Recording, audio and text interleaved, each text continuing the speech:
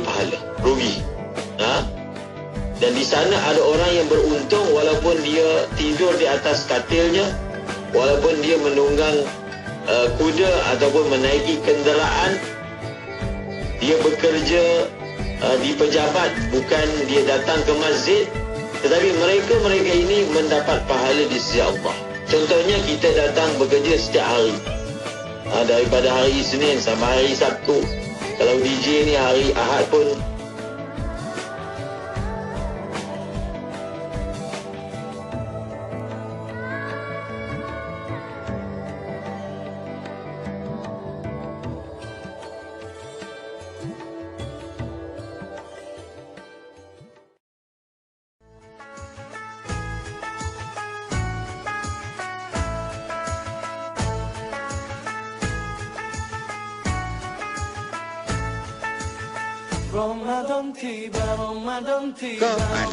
walaupun darah tu ada pada wanita, tapi setengah orang masih tak akui je kan darah ni kan.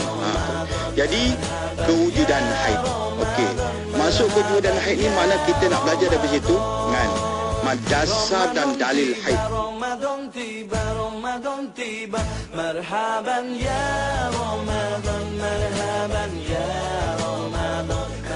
Dan begitu juga apa yang disebut di sini, iaitu apabila tempoh yang di Pertuan Agong itu tamat, maka tempoh timbalan yang di Pertuan Agong juga tamat. Andaikan saja Ramadan semua bulan yang tiba, bulan yang ada, melakukan takbir Allah Subhanahu wa taala sendiri. Yang maha hebat ni hanyalah Allah Subhanahu wa taala. Sebab tu kita menyebut kalimah istirja.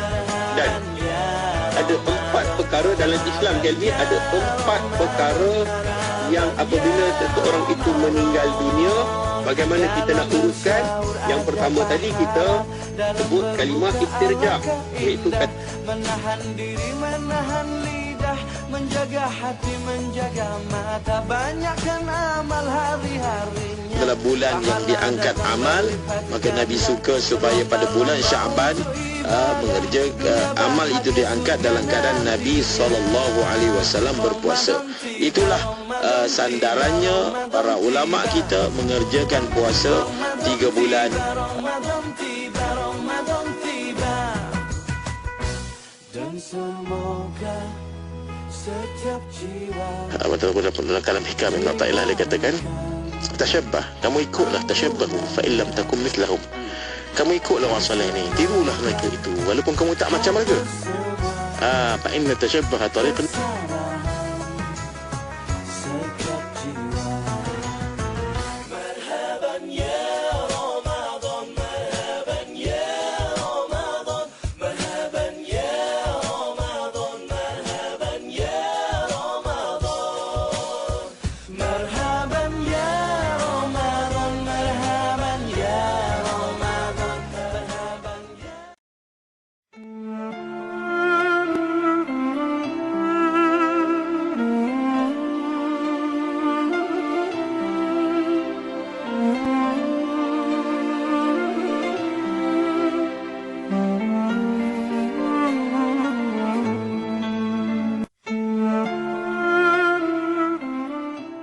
Pembangunan Wanita, Kanak-kanak dan Kesejahteraan Komuniti Sarawak, Datuk Seri Fatimah Abdullah berkata, sumbangan itu adalah tanda keprihatinan serta penghargaan pihak kerajaan negeri terhadap pengorbanan anggota keselamatan dan puakkuasa yang bertugas.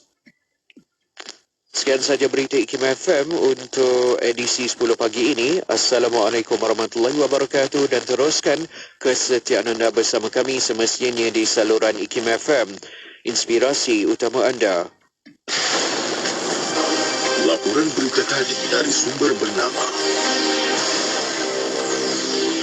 Apa ni? Bawa kereta dalam kampung pun laju. Bahaya betul lah. Kajian menunjukkan jika anda memandu lebih 50 km sejam, mengambil masa dan jarak yang lama untuk memberhentikan kenderaan. Jika anda memandu di kawasan luar bandar, pemanduan perlahan dapat membantu anda fokus, pemandangan anda lebih luas dan jarak memberhentikan kenderaan lebih selamat. Pandu perlahan di kawasan sekolah dan taman perumahan. Dengan pemanduan selamat, anda dapat menyelamatkan nyawa yang tersayang. Pandu cermat sampai selamat. Pesanan khidmat masyarakat ini dibawakan oleh Jabatan Pengangkutan Jalan. Kapsul masa.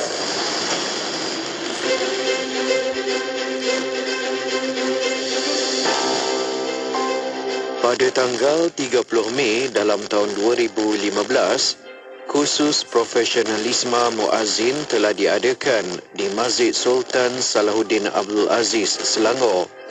Kursus ini dilaksanakan secara berkala bertujuan untuk melatih dan memberi pendedahan kepada muazzin ke arah melahirkan muazzin yang lebih baik dan berkualiti.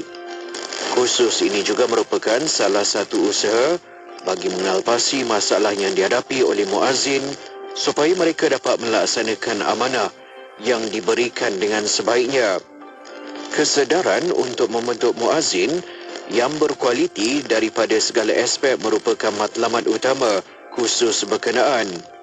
Sebanyak 3 slot ceramah diadakan sepanjang kursus ini berlangsung, iaitu ceramah bertajuk Akhlak dan Tertib dan ceramah kedua pula bertajuk Fiqh dan Permasalahan Muazzin serta ceramah terakhir yang membawakan tajuk Selawat dan Etika Tarawih. Sesungguhnya, kursus profesionalisme muazzin ini mampu memberi ilmu bermanfaat kepada para peserta dan dapat dipraktikkan dalam hubungan kemasyarakatan. Petikan fakta ini disediakan oleh Seksyen Dokumentasi dan Penerbitan Arkib Negara Malaysia.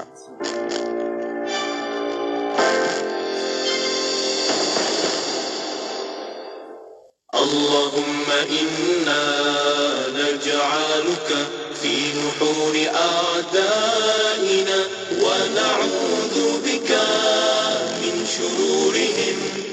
Allahumma baddid shamlahum wa farriq jam'ahum wa shaddid kalimatahum wa zalzil aqdamahum wa sallit alayhim kalban min kilabik ya Qahhar ya Jabbar ya Muntaqim ya Allah ya Allah ya Allah.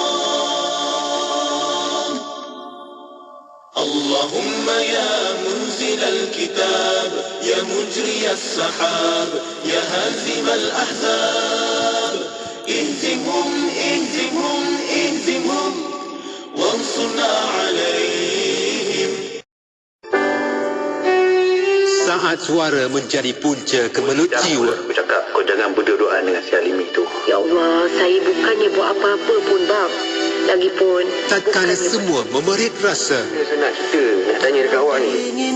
kalau awak nak tanya tentang ayah saya, dia dah mati. hadir Ramadan mencurahkan bahagia. Tahu, aku tak baik sangat, banyak dosa. Tapi hati aku dah terbuka di bulan puasa, di bulan Ramadan. Menghadiahkan alunan semerdu takdirnya. Menampilkan Awira, Zara Zia, Azaili, Mustaqim Bahadur, Taizo Alexander, adik Kyle Noah dan penyampai-penyampai IKIM FM. Sepanjang Ramadan ini pada pukul 4.40 petang dan ulangan pada pukul 11.30 malam. Drama Semerdu Kasih Ramadan terbitan IKIM FM dan Zir Production dibawakan kepada anda oleh Suruhanjaya Perkhidmatan Air Negara. Layari www.span.gov.my.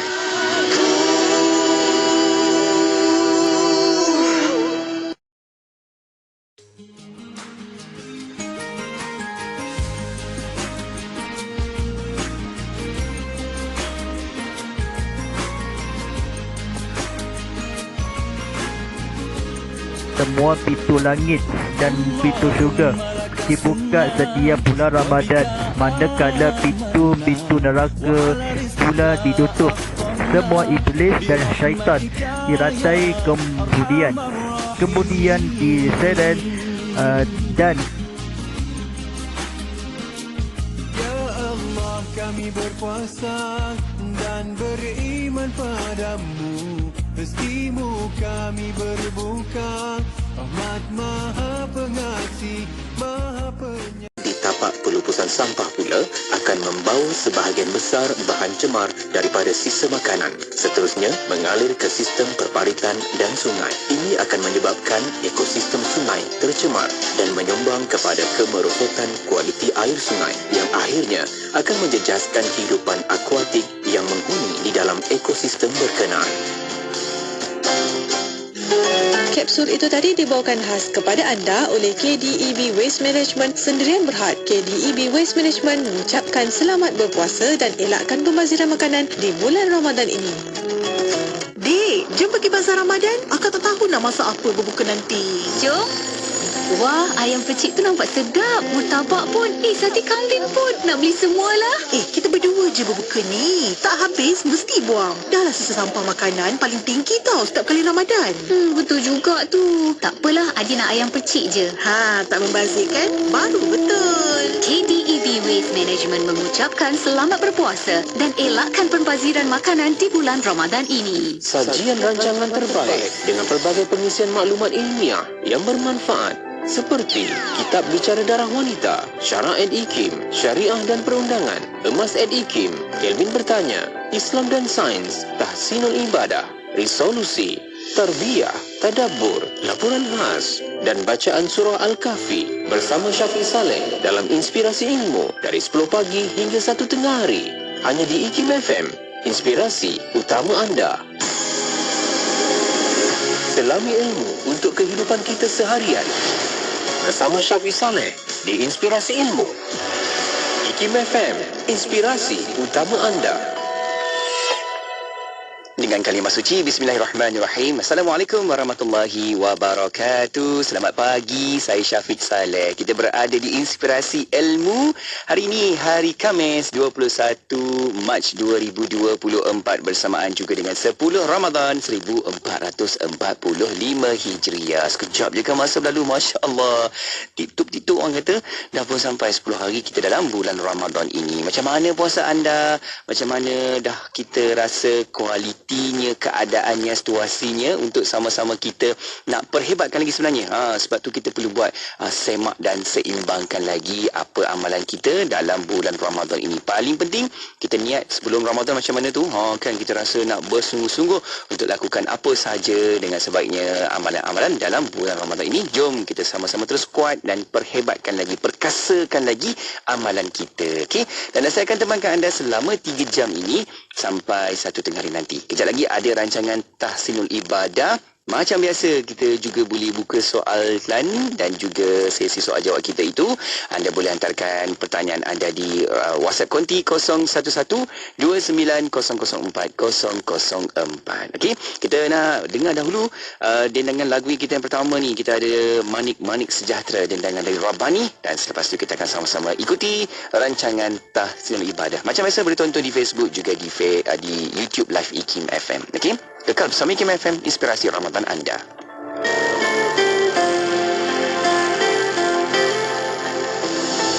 Kita ibarat manik-manik yang beruntaian, rapat dan saling lengkap, melengkapkan, menyantun kalimah-kalimah kebesarannya, agar jiwa kita tenang dan sejahtera. Sekuku benangnya yang menyatukan, menjadi seuntai kayu dalam genggaman.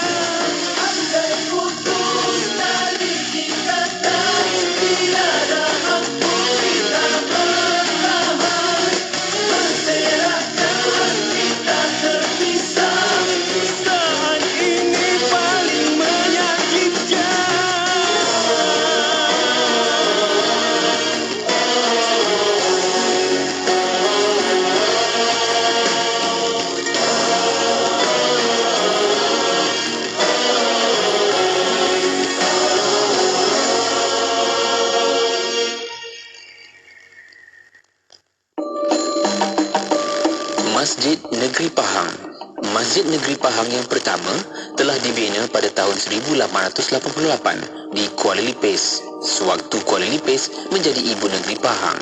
Masjid yang lebih dikenali sebagai Madrasatul Firdaus adalah bangunan tertua di Kuala Lipis. Ia telah dibina oleh seorang saudagar dari Yaman yang bernama Habib Hassan. Beliau telah mewakafkan tanah untuk pembinaan masjid ini. Pada asalnya, atap masjid diperbuat daripada papan. Masjid ini telah dijadikan Masjid Negeri Pahang kerana Kuala Lipis merupakan ibu negeri Pahang pada tahun 1898 sebelum ia dipindahkan ke Kuantan pada tahun 1955. Menurut cerita orang tua-tua, salah satu keistimewaan dan keajaiban masjid ini ialah ia tidak pernah ditenggelami air walaupun bandar Kuala Lipis telah beberapa kali dilanda banjir besar sehingga diisytihar darurat. Kedudukan masjid di tebing Sungai Jelai juga tidak terjejas walaupun banjir melanda pada tahun 1926 dan 1971. Imam pertama masjid ini bernama Imam Awang yang berasal dari Indonesia. Manakala anak tempatan yang pertama menjadi imam ialah Imam Kawi yang merupakan imam kedua masjid ini. Pada masa itu, gaji para imam dibayar dengan menggunakan wang kutipan zakat. Imam yang pertama menerima gaji daripada kerajaan ialah Imam Saleh bin Husin. Pada tahun 1980, pengurusan masjid ini telah diambil alih oleh masyarakat India Muslim sehinggalah sekarang, dan pada ketika ini, masjid ini dikenali sebagai Masjid India. Masjid Negeri Kuala Lipis adalah aset penting negeri Pahang yang wajib dipelihara. Adalah baik jika reka bentuknya dikekalkan agar nilai estetika masjid bersejarah ini tidak terhapus. Permohonan adalah dipelaur daripada warga negara Malaysia yang berkelayakan untuk mengisi jawatan pegawai tadbir grade 641 di Institut Kefahaman Islam Malaysia IKIM. Jawatan adalah bertaraf tetap dengan tempoh percubaan 1 tahun sehingga maksimum 3 tahun tertakluk kepada prestasi dan syarat-syarat yang ditetapkan. Calon-calon hendaklah memiliki sekurang-kurangnya ijazah sarjana muda dengan kepujian yang diiktiraf oleh IKIM daripada institusi pengajian tinggi awam atau swasta atau kelayakan yang diiktiraf setaraf dengannya. Antara bidang tugas, membantu mengurus program berkaitan hal ehwal pentadbiran pejabat yang berkaitan dengan program dan aktiviti IKIM, mengurus keperluan penceramah, pembentang, pengurusi, ahli panel dan moderator luar, membantu menyediakan serta menghasilkan reka bentuk pelbagai rekaan untuk kegunaan program IKIM, mengurus, menyelaras dan mengemaskini iklan dan promosi program IKIM. Hantarkan permohonan anda kepada Unit Modal Insan Institut Kefahaman Islam Malaysia sebelum atau pada 22 Mac 2024. Nombor kelam 91.5 FM. Allahumma antas salam wa minkas salam wa ilaika ya'udus salam fahayyina rabbana bis salam wa adkhilna al-jannata daras salam. تباركت يا ذا الجلال والإكرام اللهم أنت السلام ومنك السلام وإليك يعود السلام فحينا ربنا بالسلام وأدخلنا الجنة السلام تباركت يا ذا الجلال والإكرام اللهم أنت السلام ومنك السلام وإليك يعود السلام فحينا ربنا بالسلام وأدخلنا الجنة دار السلام تباركت يا ذا الجلال والإكرام اللهم أنت السلام ومنك السلام وإليك يعود السلام فحينا ربنا بالسلام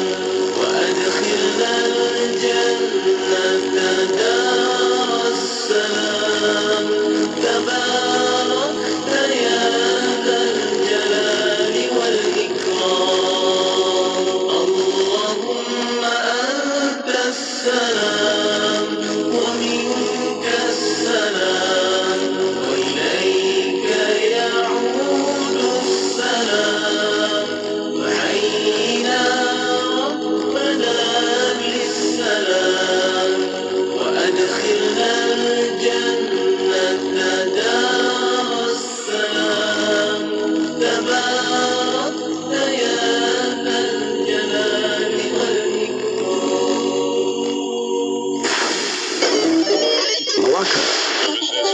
Melaka 89.5. Allahumma salli ala Sayyidina Muhammad wa ala alihi wa sahbihi wa barik wa salim.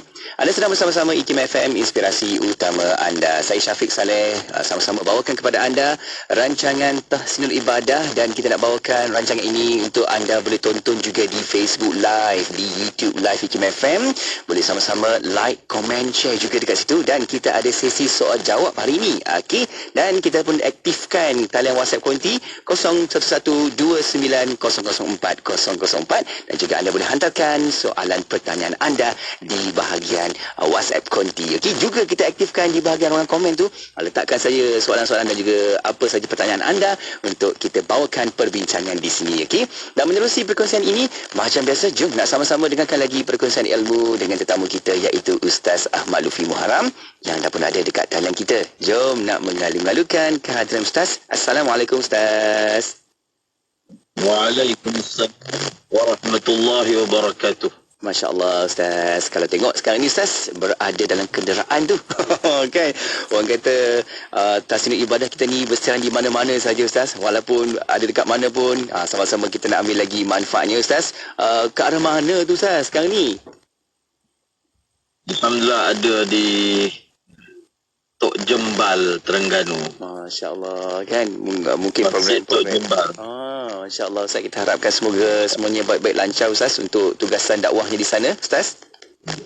InsyaAllah. Amin. InsyaAllah. Okey. Baik, sambil-sambil kita menantikan soalan ini Ustaz, tapi kita nak buka sedikit mukadimah awal Ustaz sebagai pesan-pesan dan juga persediaan kita mendengarkan rancangan Tahsinul Ibadah. Ustaz, sedikit Ustaz sebagai mukadimah awal. Silakan. Assalamualaikum warahmatullahi wabarakatuh. Bismillahi wassalatu wassalam ala rasulillah wa ala alihi wa sahbihi wa man walah, amma ba'du. Terima kasih kepada Yang Mulia DJ Taufik.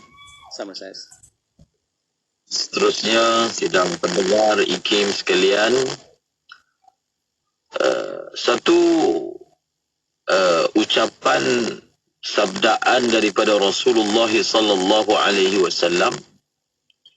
Baginda bersabda, khairukum anfa'ukum linnas. Orang yang paling baik di kalangan kamu adalah orang yang paling banyak memberi manfaat kepada orang lain. Itulah orang yang terbaik. Siapa yang paling banyak memberi manfaat kepada orang lain, kewujudannya dalam masyarakat, kewujudannya dalam sebuah institusi, sebuah organisasi, dalam sebuah kampung, dalam sebuah family, dia bertindak sebagai orang yang paling banyak memberi manfaat kepada orang lain. Manfaat daripada kewujudannya dirasai oleh orang sekelilingnya. Makin luas radius radar manfaatnya itu tersebar, maka orang ini disebut oleh Rasulullah adalah orang yang terbaik. Dengan sebab kewujudan dia, orang merasa aman. Dengan sebab kebersamaan dia, maka banyak kerja-kerja menjadi ringan. Maka orang ini adalah orang yang terbaik. Sebab itu kita kalau tidak boleh mendatangkan kebaikan kepada orang lain, paling kurang jangan kita datangkan keburukan kepada orang lain. Nabi SAW menyifatkan seorang mukmin itu sebagai man salimal muslimun min lisani wa yadi. Jaga lidah kita, jaga tangan kita daripada mengganggu orang lain. Orang muslim, orang mukmin yang sejati adalah orang yang orang lain selamat, sejahtera daripada kejahatan mulut dia, daripada kejahatan tangan dia. Kemudian, apakah manfaat yang paling bermanfaat? Manfaat ni banyak. Kita bagi orang makan, manfaat. Kita bantu orang dari segi kewangan, itu manfaat. Orang yang tak ada pakaian, kita beri pakaian. Kita bantu meringankan tugas-tugas di tempat yang kita berada, itu adalah manfaat. Manfaat yang paling besar sekali, apa dia? Manfaat yang paling besar sekali adalah manfaat agama. Manfaat apa? Manfaat agama. Kita menyebabkan agama di tempat kita itu naik. Orang yang di sekeliling kita itu mendapat faedah daripada agama. Dapat belajar ilmu agama. Dapat manfaat cerita-cerita akhirat. Ini adalah manfaat yang paling besar sekali. Jadi kalaulah kita ini memang jenis suka bantu orang, kita memang jenis suka bagi makan pada orang, kita tambah satu lagi, iaitu memberi manfaat kepada orang yang daripada segi agama. Iaitu contohnya, dengan sebab kita, ada orang yang mana dia jauh daripada agama, dekat dengan agama. Sebelum ni dia tak semayang, dia jadi orang yang sembahyang. Tak taat ibu bapa, jadi orang yang taat ibu bapa. Maka sebenarnya orang yang seperti inilah orang yang paling bermanfaat kepada orang lain. Dan itu adalah merupakan manfaat yang disampaikan oleh para nabi dan para rasul. Para nabi dan para rasul, apa manfaat mereka? Manfaat mereka adalah mengajak manusia kepada Allah Subhanahu wa ta'ala. Oleh kerana itu, kerja mengajak manusia kepada Allah ni, ataupun dipanggil kerja dakwah ni, adalah merupakan tanggungjawab kita semua. Nabi bagi kita mudah, simple. Nabi SAW bersabda, balighu anni walau ayah. Kamu sampaikan daripada aku walaupun sepotong ayat. Maknanya, kita tahu sepotong ayat, kita sampaikan sepotong ayat. Kita tahu 2 potong ayat, sampaikan 2 potong ayat. Tak perlu nak tunggu jadi ustaz. Tak perlu nak tunggu jadi ustaz. Perkongsian yang bermanfaat kepada orang lain. Maka insya-Allah kita mulakan, kita sampaikan. Semoga kita menjadi orang yang terbaik di sisi Allah. Dan menjadi orang yang terbaik di sisi Rasulullah sallallahu alaihi wasallam. Sallallahu alaihi wasallam. Amin amin insya-Allah sayang. Kita harapkan semoga itu akan terus jadi peringatan yang terbaik buat kita insya-Allah. Okey Ustaz, kita nak teruskan dengan soalan yang kita dah dapat dekat talian WhatsApp dan juga di dalam ruangan komen Facebook dan juga YouTube. Okey. Ada sahabat kita ni bertanya dan juga berikan soalan di ruangan Facebook Live IKIM FM. Ustaz, saya nak tanya tentang masalah menjual makanan dalam bulan Ramadan. Apakah hukum seorang penjual makanan yang Muslim menjual makanan pada waktu siang hari Ramadan? Ada yang mengatakan haram. Tetapi bagaimana pula hukumnya kepada peniaga bazar Ramadan, Ustaz? Bagaimana? Bismillahirrahmanirrahim.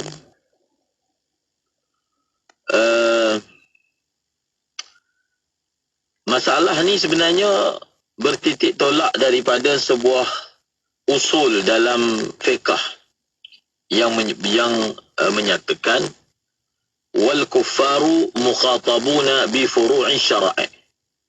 Orang-orang kafir mereka juga ditaklifkan, dikhitabkan, dituju perintahkan kepada mereka dengan perkara-perkara furu' syariat.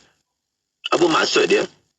Maksudnya adalah orang-orang yang bukan Islam, dari segi hakikatnya mereka juga disuruh untuk solat, mereka juga disuruh untuk puasa. Tetapi suruhan itu yang disebut sebagai suruhan akhirat.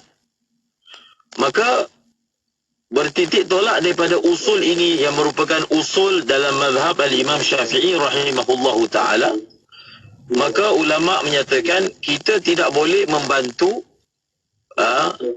orang untuk makan di siang Ramadan. Tak boleh bantu orang untuk makan di siang Ramadan. Kalau orang Islam itu memang jelas.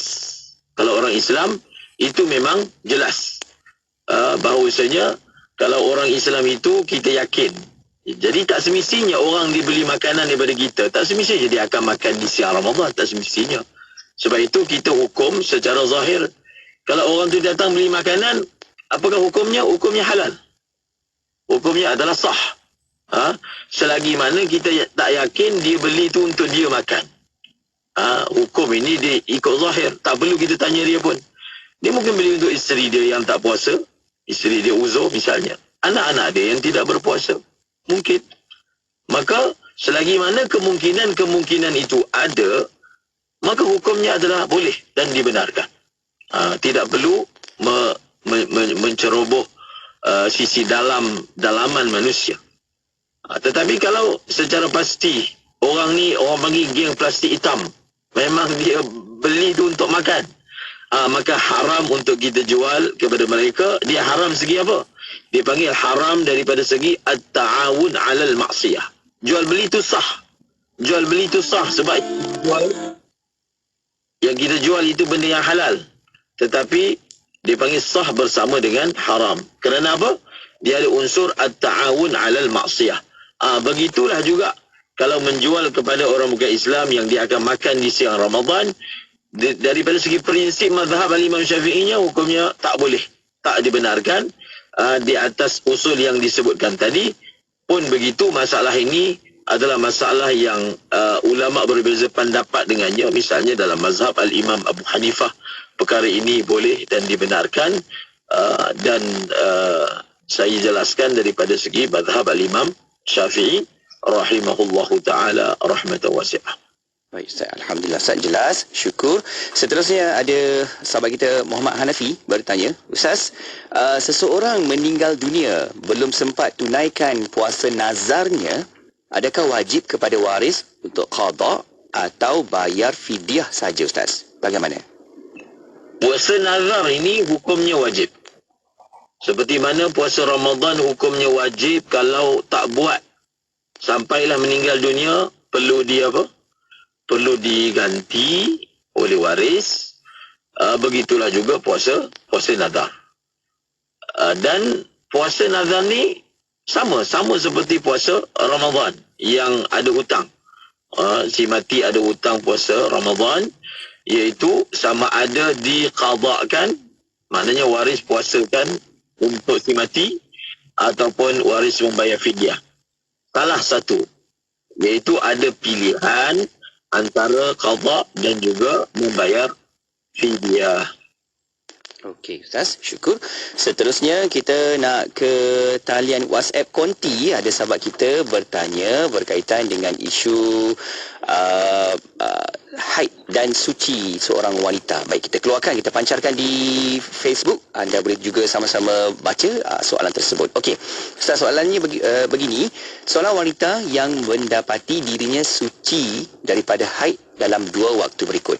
Jam 3 petang dalam waktu pejabat, jam 3 petang semasa waktu persekolahan dan ada kelas. Adakah wajib dia mandi di tandas pejabat atau pulang ke asrama untuk mandi dan solat, Ustaz? Bagaimana? Apabila seorang wanita suci daripada haidnya dan waktu solat masih berbaki, contoh yang diberikan pukul 3 petang, maknanya apa? Maknanya waktu solat zuhur masih berbaki. Ada berapa lama baki? Ada sejam setengah lagi. Oleh kerana dia sudah tidak lagi haid, dia kena semayang. Orang yang tak boleh semayang ni orang haid. Dia sekarang ini sudah suci. Cuma untuk mengesahkan dia semayang, dia perlu apa? Perlu mandi dulu. Kalau dia tak mandi, semayang tak sah. So kita tengok urutan dia. Semayang wajib atas dia. Cuma kalau nak semayang itu hanya akan sah bila dia mandi. Maka mandi itu menjadi wajib. Wajib buat bila? Wajib buat segera. Di atas kaedah, ma la yatimul wajibu illa bihi fahuwa wajib. Sesuatu kewajipan tak akan dapat sempurna, tak akan dapat terlaksana melainkan dengan dia. Dalam kes ini, mandi wajib dengan segera. Maka dia juga perlu disegerakan. Tak kisahlah dia nak mandi macam mana, dekat situ ke, dekat sini ke, daripada segi kewajipannya, kalau memang kemudahan untuk mandi itu ada, maka dia kena mandi. Kalau memang kemudahan untuk mandi itu ada, maka dia kena mandi. Contohlah, satu orang perempuan berada di satu keadaan yang mana kemudahan untuk mandi itu tak ada. Dia ada atas kenderaan misalnya. dalam satu perjalanan misalnya, nak mandi dalam tandas awam sungguh ni, dia jadi macam tak kena pula. Misalnya kan. Maka, kalau dia tak mandi, waktu habis. Sedangkan dia kena mandi sekarang. Wajib. Sebab apa? Kalau dia tak mandi sekarang, dia akan terlepas solat. Itu isu dia. Maka apa? Maka dia boleh gantikan dengan tayamum. Boleh apa? Gantikan dengan tayamum. Kemudian dia solat. Dan dia kena qada balik solat itu bila dia mandi dengan sempurna dan dia perlu qada semula. Okey, Alhamdulillah Ustaz. Jelas? Okey, kita nak ke satu lagi soalan Ustaz. Sahabat kita bertanya berkaitan dengan solat witir. Okey, kita tengok soalan dia begini. Ustaz, bagaimana cara yang betul untuk niat solat sunat witir 2 rakaat, lepas itu 1 rakaat? Sebab ada orang kata tak sah solat witir kita yang 2 rakaat itu, kita tak sebut rakataini sebab witir itu bermakna ganjil. Mohon pencerahan Ustaz. Bagaimana Ustaz? Gini. Memanglah disebutkan dalam kitab bahawasanya 2 rakaat yang pertama itu kita niatkan dengan beberapa niat. Kita niat sahaja aku mengerjakan muqaddimah witir, sahaja aku mengerjakan 2 rakaat sebahagian daripada witir misalnya. Sahaja aku mengerjakan sembahyang 2 rakaat misalnya. Dan ada yang mengatakan kalau dia berniat saja aku sembahyang witir 2 rakaat tidak sah. Memang disebutkan begitu oleh sebagian ulama, tetapi ini di atas asas bahawasanya orang yang berniat itu memaksudkan witir itu dengan makna ganjil. Jadi bila dia kata saja aku sembahyang 2 rakaat daripada solat ganjil, dia jadi apa? Kontra. Itu yang ada mengatakan tidak sah itu. Ada kontra antara perkataan 2 rakaat ni genap, dengan perkataan ganjil. 2 rakaat daripada solat ganjil. Jadi kalau begitu, maka niat seperti itu tidak sah. Pun begitu, ada juga ulama yang menghukumkannya sah. Namun dalam konteks kita, masyarakat Melayu, bila dia sebut perkataan witir itu, dia merujuk kepada satu nama bagi sembahyang. Nama sembahyang tu witir. Orang Melayu bila sebut witir ni tak terlintas dalam otak dia perkataan ganjil tu. Jadi bila dia kata, contoh saya sembahyang 3 rakaat. 2 rakaat yang pertama tu, 2 rakaat solat witir ke bukan witir? Witir. 1 rakaat yang kedua adalah witir. 2 rakaat yang pertama adalah witir. Campur 2 itu jadi 3. Jadi oleh kerana kita ini, bila kita sebut witir, kita tak bermaksud ganjil. Kita bermaksud nama bagi solat yang kita buat lepas sembahyang tarawih tu. Maka tak ada masalah untuk dia niat saja aku sembahyang 2 rakaat witir kerana Allah Ta'ala. InsyaAllah sah sembahyang dia. Okey Ustaz, jelas. Alhamdulillah Ustaz. Seterusnya kita nak ke Facebook Live sebelum kita berehat Ustaz. Satu soalan sebelum kita berehat. Ada sahabat kita bertanya, Ustaz, kalau terlupa baca Al-Fatihah, surah Al-Fatihah semasa solat berjemaah, terlalai sampai imam rokok, apa hukumnya Ustaz? Selagi kita belum rukuk, kita wajib membaca surah Al-Fatihah. Biarlah imam dah rukuk, kita tetap kena baca surah Al-Fatihah. Dan kita dibenarkan lewat. Maknanya imam rukuk kita tak habis lagi. Imam bangun daripada rukuk, kita masih lagi sempurnakan surah Fatihah. Kita dibenarkan untuk meneruskan bacaan surah Fatihah itu hinggalah selesai. Dan berapa lama kita dibenarkan lewat? Kita dibenarkan lewat sehingga 3 rukun panjang. Tapi kalau kita terlalai, imam dah rukuk, kita sedar kita belum lagi baca Fatihah, kita pergi rukuk, maka sembahyang kita boleh jadi batal. Sebab apa? Sebab kita telah menyalahi tertib. Kamu kena baca Fatihah dulu baru rukuk. Sekarang kamu sedar kamu belum baca Fatihah, tapi rukuk juga, maka sembahyang itu boleh menjadi batal. Okey Ustaz. Baik, Alhamdulillah Ustaz. Kita nak berehat seketika dan kembali selepas ini kita akan jawab soalan ini Ustaz. Okey, saya nak tanya Ustaz, seseorang tanam pokok bersempadan dengan tanah orang dan dahan pokoknya masuk ke tanah orang itu. tapi tanah tu kosong dan ada semak-semak samun. Adakah salah Ustaz di sisi agama? Nanti kita bincang selepas ni insya-Allah. Okey, kita berehat seketika untuk anda jangan ke mana-mana. Kekal bersama IKIM FM. Kalau ada soalan pertanyaan terus hantarkan ke talian WhatsApp konti 0112900404 maupun boleh letakkan soalan pertanyaan anda di bahagian ruangan komen di Facebook Live juga di YouTube Live IKIM FM. Okey, berehat seketika, kembali selepas ni kekal di IKIM FM. Masjid Muhammadiyah Ipoh. Masjid ini dinamakan Masjid Muhammadiyah bersempena dengan nama masjid lama iaitu Madrasah Muhammadiyah. Bagaimanapun, ia lebih dikenali dengan nama Masjid Cina oleh penduduk tempatan. Masjid ini terletak di Taman Tasik Jaya, Ipoh. Ia telah siap dibina pada Ogos 2013 dan dibuka kepada orang ramai 4 hari sebelum Hari Raya Aidilfitri pada tahun yang sama. Masjid ini mempunyai seni bina setanding dengan Masjid Cina yang terdapat di negeri Kelantan, Melaka dan Negeri Sembilan. Pintu masuk utama dihiasi tulisan Cina di bahagian kanan dan kiri, manakala perkataan Masjid Muhammadiyah dalam tulisan Rumi di bahagian atas. Masjid ini merupakan masjid yang pertama di Malaysia yang menggunakan sepenuhnya seni bina Cina. Masjid Cina yang pertama telah dibina di negeri Kelantan. Bagaimanapun, seni bina masjid di Kelantan telah mengambil inspirasi gabungan seni bina Cina dan Siam. Masjid Muhammadiyah ini juga merupakan satu-satunya masjid di luar negara Cina yang mengguna pakai identiti seni bina bangunan tradisi Cina iaitu bumbung panjang dan bumbung lima. Warna merah turut dijadikan warna utama pada kebanyakan struktur tiang, menara dan pintu gerbang. Selain itu, pohon buluh yang menggambarkan tradisi Cina turut banyak ditanam di kawasan taman-taman kecil di persekitaran masjid. Bahagian bumbung pula dihiasi dengan motif bunga raya menggantikan motif teratai yang biasanya digunakan dalam seni bina Cina. Masjid ini diurus takbir oleh Jawatan Kuasa Masjid Muhammadiyah yang lama dan Persatuan Cina Muslim Cawangan Ipoh.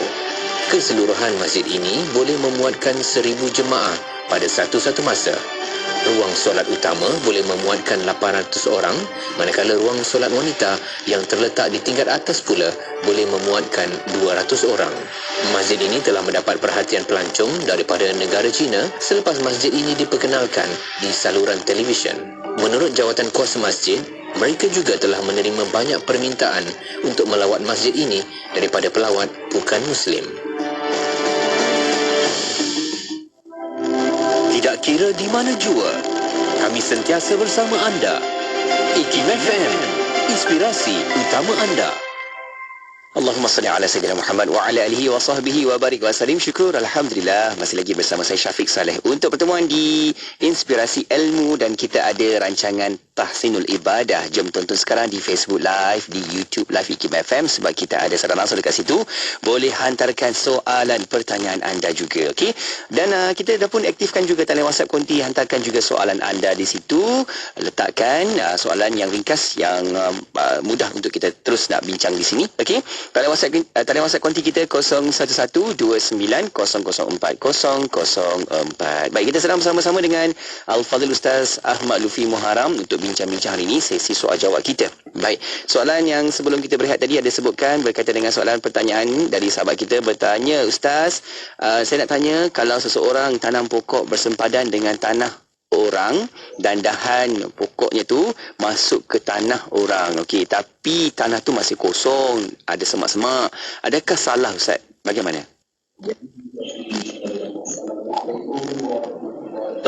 Apabila seseorang memiliki sesebuah tanah, maka bahagian darat tanah tu adalah milik dia dan bahagian udara itu pun adalah milik dia. Bahagian darat, apa bahasa dia? Darat. Bahagian tanah tu, tapak tanah tu adalah milik dia dan udaranya juga adalah merupakan apa? Adalah milik dia. Cuma dalam masalah urusan sesama manusia ini, dia ada satu yang disebut sebagai apa? Tasamuh. Tasamuh ni maksudnya berlebih kurang ataupun bertoleran sesama jiran misalnya. Jadi bila tanah kita sebelah dengan tanah satu orang, maknanya kita jiran dia.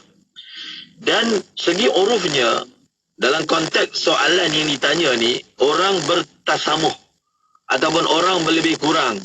Tak ada masalah pun kalau dahan daripada tanah sebelah ini masuk ke tanah dia, apatah lagi dalam keadaan sekarang ini dia tidak memudaratkan pemilik tanah yang bersebelahan tadi, maka zahirnya jelas hukumnya adalah boleh dan dibenarkan. Baik, Alhamdulillah Ustaz. Jelas. Syukur. Kita nak ke Facebook Live. Okey, ada sahabat kita bertanya. Bart Ismail bertanya, Ustaz, saya solat Zuhur seorang dalam masjid. Tiba-tiba selepas bagi salam, ada orang tegur, Encik, solat 3 rakaat saja. Apa perlu saya buat, Ustaz?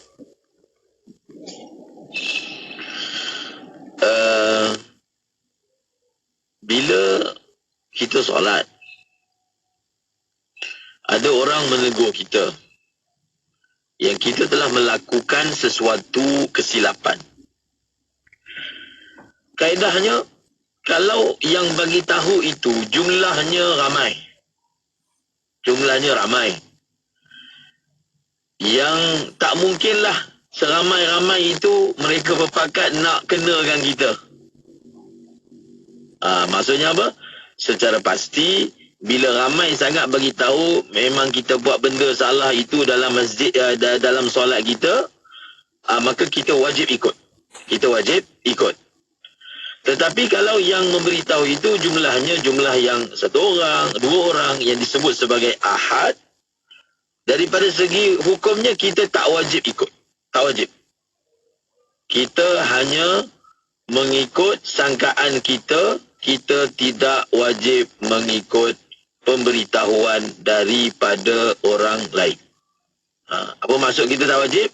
Maksudnya kita tak perlu ulang balik sembahyang kita tak perlu tambah 1 rakaat lagi.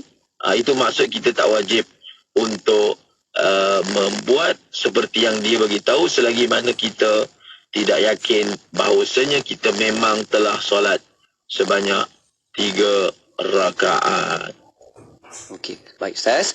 Kita teruskan lagi Ustaz dengan soalan berikutnya.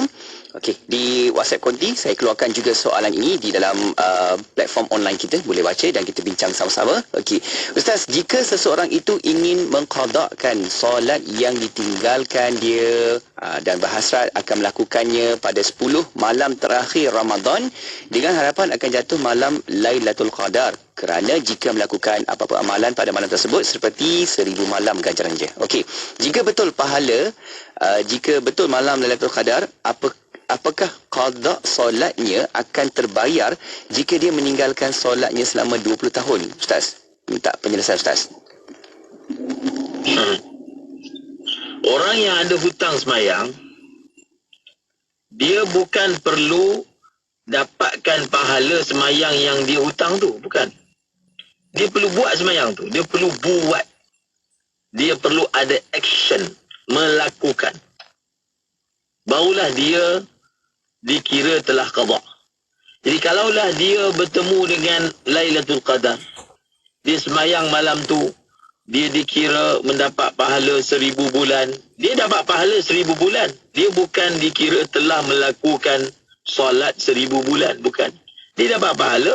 Hutang tetap hutang, hutang tetap hutang, kena bayar. Ganjaran adalah ganjaran. Contohnya, satu orang dia mendapat sesuatu ganjaran, sesuatu hadiah. Hadiah adalah hadiah, satu perkara. Hutang tetap kena bayar. Itu kaedah dia. Baik Ustaz, syukur. Kita teruskan lagi Ustaz. Sahabat kita ada lagi pertanyaan di Facebook Live. Okey, Ustaz, mohon pendapat daripada Ustaz sebagai pihak pengurusan masjid, yang mana perlu diutamakan antara solat tarawih 8 rakaat bagi mengutamakan kelebihan makmum menyelesaikan solat tarawih bersama imam, iaitu qiyam sepanjang malam, dan solat tarawih 20 rakaat sebagaimana pandangan jumhur ulama, Tapi ramai makmum tidak dapat fadilat qiyam sepanjang malam kerana tidak menyelesaikan solat tarawih bersama imam. Ustaz, bagaimana? Kita dalam nak mengajak manusia kepada agama, kita jangan rendahkan standard. Cara kita nak ajak orang kepada agama, kita rendahkan standard supaya orang semua boleh buat. Maka dia akan menyebabkan tahap kesempurnaan agama itu sampai bila-bila tak akan sempurna. Kalau begitu cara kita mengolahkannya. Bahkan kita letakkan satu standard kesempurnaan dan kita targhib. Itu cara dia. Kita galakkan, beri fadilat, baca hadis-hadis, kelebihan banyak semayang, beri galakan, beri hadiah. Standard kita tak akan ubah. Maksudnya apa? Kita akan kekalkan semayang 20 rakaat. Siapa yang boleh habiskan, dia akan dapat pahala lebih. Siapa yang tak boleh habiskan, maka hukum semayang ni adalah sunat. Janganlah kerana untuk meraihkan orang ramai, kita korbankan amalan 20 rakaat ini. Kerana semayang 20 rakaat ni semenjak 1000 tahun. Daripada zaman Sayyidina Umar lagi. Jadi itu bukan cara dakwahnya. Cara dakwahnya adalah kita kalau ada yang tak mampu, maka dia boleh pulang awal. Tetapi masjid kita tetap kita kekalkan 20 rakaat. Barulah ini yang disebut kita meraihkan orang yang nak sembahyang banyak. Sepatutnya apa? Siapa yang sepatutnya kita raihkan? Kita raihkanlah orang yang nak sembahyang banyak. Kenapa kita tak bertanya macam mana pula orang yang nak sembahyang 20 dia tak dapat sembahyang 20? Sepatutnya raihkan orang yang nak sembahyang banyak, walaupun ia menyebabkan saf sembahyang itu tinggal satu saf, tetap kita menjaga standard. Mungkin tahun ini satu saf, tahun depan dia naik lagi saf yang kedua, orang yang sembahyang 20. Begitulah caranya, iaitu apa? Iaitu kita letakkan satu standard. Kemudian dalam masa yang sama kita melakukan gerakan, menggalakkan, memotivasikan untuk orang menambah sembahyang dia. Bukan cara kita nak galakkan orang sembahyang, kita kurangkan sembahyang tu, kurangkan lagi, akhir sekali kita akan sembahyang tarawih 7 minit dengan alasan untuk bagi orang ramai sembahyang tarawih. Itu bukan cara yang ditunjukkan oleh Rasulullah sallallahu alaihi wasallam. Sallallahu alaihi wasallam. Baik Ustaz, kita teruskan lagi Ustaz dengan soalannya. Terima kasih tadi Ustaz. Jelas apa yang kita dapat di situ.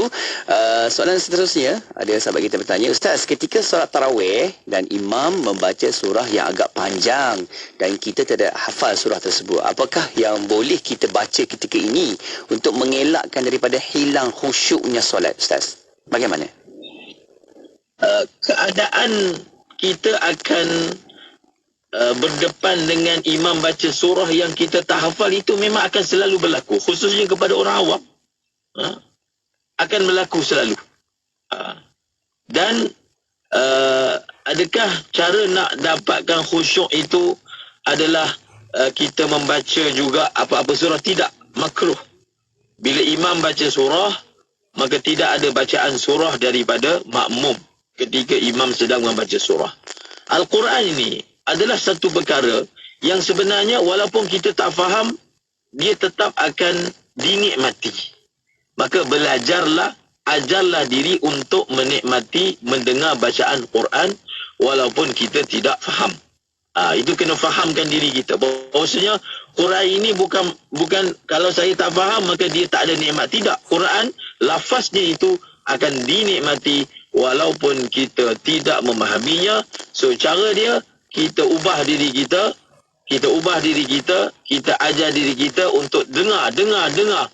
Walaupun sekarang ini tidak khusyuk, kita terus dengar dan istiqamah, dan insya-Allah khusyuk itu akan datang di kemudian hari. Tapi bukan dengan cara kita membaca apa-apa surah di belakang imam, kerana hukumnya adalah makruh untuk satu orang dia membaca selain daripada surah Fatihah di belakang imam.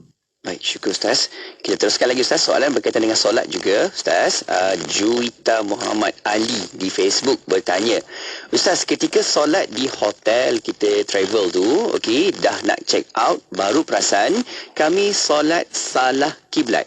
penanda kiblat terletak di almari. Kami tengok dari jauh, tak perasan arah anak panahnya. Wajibkah diqadakkan solat itu selama kita duduk di hotel tersebut, Ustaz? Bagaimana? Ya, pertama sekali, saya menyarankan untuk setiap daripada kita yang ingin solat, tidak berpada dengan penanda sedia ada. Misalnya di stesen minyak, misalnya di hotel, tidak berpada. Apa maksud tidak berpada? Kita hendaklah melakukan pemeriksaan berganda. Double check. Kita double check. Maksudnya kita gunakan alat yang kita ada untuk double check kiblat yang ditanda. Kecuali kalau kiblat ataupun stiker kiblat yang ditanda itu adalah stiker autoriti. Kita tahu kan ada stiker autoriti yang memang daripada Jabatan Falak, Jabatan Agama Tempatan. Yang itu insya-Allah kita boleh tenang untuk ikut sahaja penanda tersebut. Tetapi kalau di stesen minyak, kita pun tak tahu siapa yang tanda. Bukan kita sangka buruk, tetapi sebagai suatu langkah berjaga-jaga. Okey? Itu perkara pertama yang ingin diperingatkan. Kemudian merujuk pula kepada soalan yang ditanya, kalau kita yakin solat yang kita lakukan selama ini telah tersalah kiblat, memang kita yakin telah tersalah kiblat, kesilapan kita ke, kesilapan orang yang tanda itu ke, maka dalam mazhab Imam Syafi'i, solat tersebut wajib diqada. Solat wajib menghadap kiblat. Bila kita solat tak menghadap kiblat, sembahyang itu tak sah. Bila sembahyang itu tak sah, hukumnya wajib diqada. Berapa hari yang kita tinggal, berapa bilangan solat yang kita tinggal, kita qada, insya-Allah tak ada masalah, akan ada pahala di sisi Allah Subhanahu wa ta'ala. Baik Ustaz, Alhamdulillah Ustaz. Banyak juga soalan yang kita dapat ni Ustaz, tapi mungkin kita ambil satu lagi soalan yang boleh kita bincang. InsyaAllah selebihnya kita akan bawa untuk sesi pertemuan akan datang nanti. Okey, baik, kita tengok soalan berkaitan dengan doa iftitah. Okey, kita tengok di sini soalannya yang bertanya, Ustaz, sebagai makmum dalam solat tarawih, adakah perlu juga baca doa iftitah? Adakah dibolehkan membaca tasbihah menggantikan doa iftitah disebabkan mahu mendengar bacaan imam, Ustaz? Bagaimana? Sebenarnya sembahyang tarawih ke sembahyang fardu ke doa iftitah itu kekal sunat. Kekal sunat. Jadi kalau seorang imam misalnya, sebenarnya imam pun disunatkan baca doa iftitah. Doa iftitah itu perkara yang ditegur oleh ulama. Mengapa bila kita sembahyang tarawih kita tinggalkan doa iftitah? Bukankah doa iftitah itu adalah kesempurnaan salat? Apa yang kita nak kejar daripada sembahyang kita? Daripada berapa sesi, ada 10 sesi, maka kita sebenarnya dapat membaca 10 kali doa iftitah. Seperti mana imam disunatkan, begitu juga makmum disunatkan. Kalau kita merasa panjang doa iftitah